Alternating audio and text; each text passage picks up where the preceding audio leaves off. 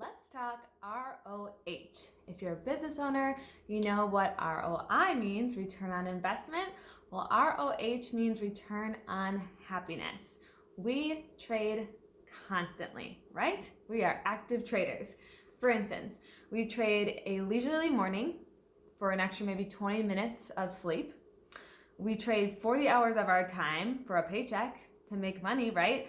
And then we trade that paycheck for a place to live, food to eat, and clothes to wear. We all have something to trade, whether it is our money, our talents, our time, something, for somebody else. Like we trade what someone else wants from us, right?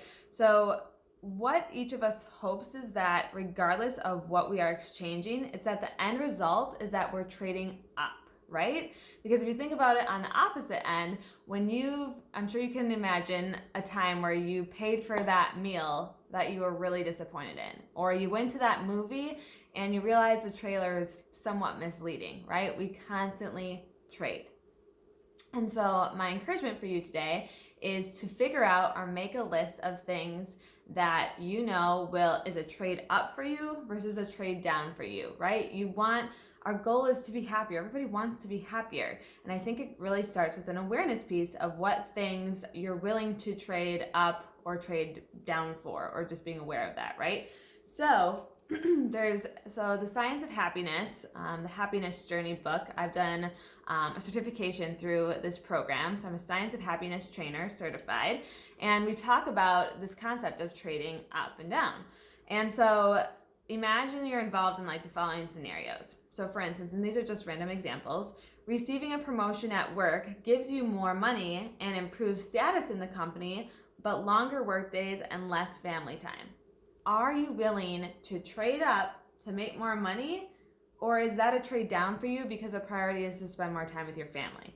Get super clear on your priorities and make sure that your calendar reflects that, or that your life reflects it. Another one, buying a bigger home in the suburbs, but increasing your commute time to work.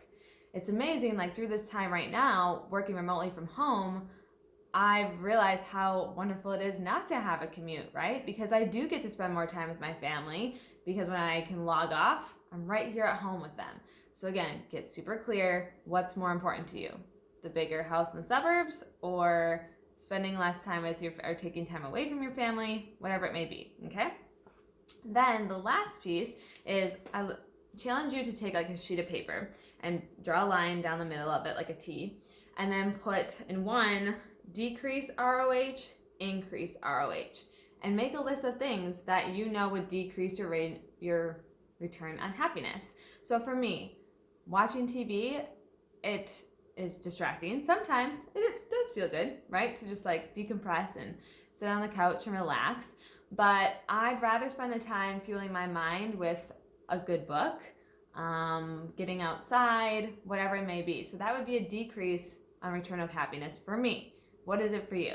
Another one would be traveling abroad. Heck yes, that would be a return on happiness, because I know from the research of the Science of Happiness that experiences increase my happiness versus material possessions. So I'd much rather go on a trip and experience everything, the culture, the food, the smells, the scents, whatever, that would bring me more happiness. Let's see, what else is another good example? Going on a date, having date nights, that would be a good return on happiness for me, because I want to improve my marriage with my husband. And again, getting it outside the house instead of just sitting on our phones or sitting in front of the TV together, that's not something that I think is quality time for our marriage. So that would be a return on happiness. And then one that maybe would be another decrease would be reading the news. Yes, hands down for me, that is a decrease in return on happiness, because it a lot of times focuses on the negativity. And I know that 40% of my happiness comes from my behavior and my thoughts. And so I want to spend that and be intentional about that to fill my mind with good, positive thoughts. I can certainly educate myself to some extent, but I know that I can't spend too much time in it. Otherwise, it's truly going to affect my happiness. So there you have it. That is a way that you can be really intentional and mindful on how you can get a greater return on happiness. Always think about, we are active traders. Are you trading for a life that's getting you closer to your goals, to greater happiness, or are you trading down and getting further away from your priorities? Until next time, thank you.